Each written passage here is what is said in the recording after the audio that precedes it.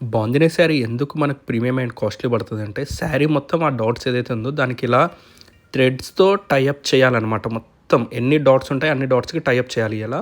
And దాని తర్వాత థ్రెడ్స్‌ని అనేది రిలీజ్ చేస్తే మనకప్పుడు ఇలా డిజైన్ వస్తది. హలో అండి. Welcome to Jayalakshmi saris. So ఈరోజు వచ్చేసి నేను మీకు చూపిస్తున్న ఒక ఐటమ్ వచ్చేసి బాందినీ శారీస్ అనమాట. సో ఈ బాందినీ శారీ అంటే బాందినీ శారీలో ఉన్న ఒక గొప్ప థింగ్ ఏంటంటే, ఏదైతే ఈ డాట్స్ అంతా ఉందో ఈ శారీ లేదంటే ఏ బాందిని శారీ అయినా తీసుకోండి, ఒక దాంట్లో ఉన్న ప్యాటర్న్ ఇంకో దాంట్లో రాదు.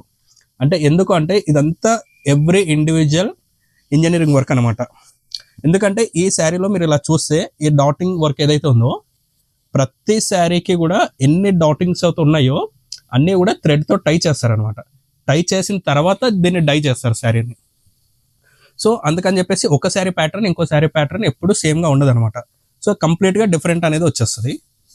అండ్ ఈ శారీ చూసుకుంటే ఇదిలా వచ్చిందనమాట. పెన్ కలంకారీ పైన శారీ ఇది వచ్చేసేమో క్రేప్ మీద ఒక స్టైల్. ఇంకొక బాందిని వెరైటీ వచ్చేసి ఇది వచ్చేసేమో మనకు ఆల్మోస్ట్ కంచి బార్డర్ స్టైల్లో ఇది ఒకటి వచ్చిందనమాట. సో ఆల్మోస్ట్ మన దగ్గర బాందిని వెరైటీస్ వచ్చేసి ఒక 6 ఉన్నాయి. సో ఇదంతా కూడా ఏదైతే టై చేశాక ఇలా రిలీజ్ చేశాక ఇలా డిజైన్ వస్తుంది.